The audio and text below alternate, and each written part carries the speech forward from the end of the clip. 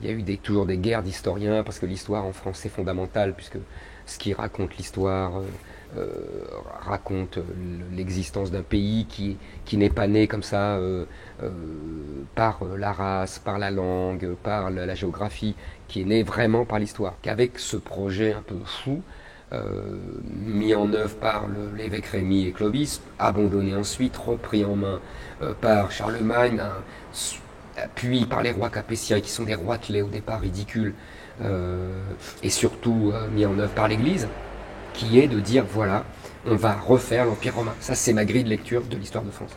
Je pense qu'au départ, le projet, c'est on va refaire l'Empire romain. Je dis même que celui qui prend la tête dans l'histoire depuis 1500 ans de la civilisation européenne pour défendre toute l'Europe contre les autres civilisations, c'est celui-là qui dirige l'Europe. Et à chaque fois que la France l'a fait, elle a dirigé l'Europe. Quand on creuse vraiment, il y a toujours une volonté impérialiste de la France de reconstituer l'Empire romain. C'est vraiment un fil rouge de l'histoire de France. Alors il est plus ou moins super, bien sûr, mais à chaque fois c'est ça.